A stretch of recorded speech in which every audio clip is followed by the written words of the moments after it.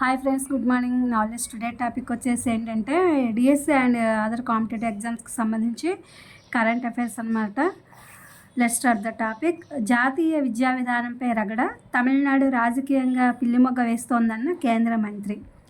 ప్రధానమంత్రి వ్యాఖ్యలపై లోక్సభలో డిఎంకే అభ్యంతరం. తమిళ రాష్ట్రంలో త్రిభాషా సూత్రం చెల్లదని స్పష్టీకరణ. కెనడా ప్రధానిగా కార్నీ ట్రూడో వారసుడిగా ఎన్నికైన మాజీ బ్యాంకర్. భారత్లో సంబంధాల పునరుద్ధరణకు హామీ.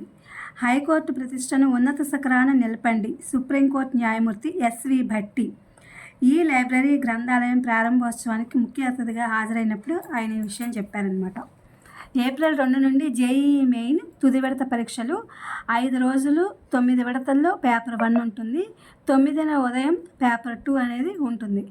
పసుపు యార్డుకు కాసుల కళ, లక్ష్యం అధిగమించి సాధన దిశగా అడుగులు. ఆహారమే మెడిసిన్, వంటగది ఫార్మసీ. రాష్ట్రంలో 50 లక్షల ఎకరాల్లో ప్రకృతి సేద్యాన్ని విస్తరిస్తాము. ప్రభుత్వ సలహాదారునిగా నోరి దత్తాత్రేయుడు నియామకం. మంటాడ టు మ్యాన్ హ్యాటన్ పుస్తకావిష్కరణ సభలో సీఎం చంద్రబాబు నాయుడు గారు ఈ విషయం చెప్పారు. అమెరికాతో వాణిజ్య పోరే, కార్నీ స్పష్టీకరణ. అమెరికా ఇటు ఐరోపా. యుద్ధం ముగింపు చర్యల కోసం ఒకరు, రష్యాకు అడ్డుకట్ట వేసేందుకు మరొకరు.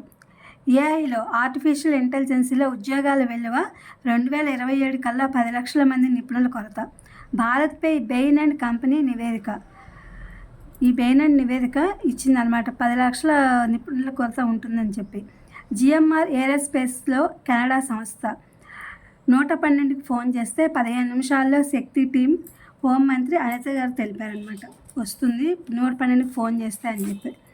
ఇది ఫ్రెండ్స్ ఇవాళ కరెంట్ అఫైర్స్.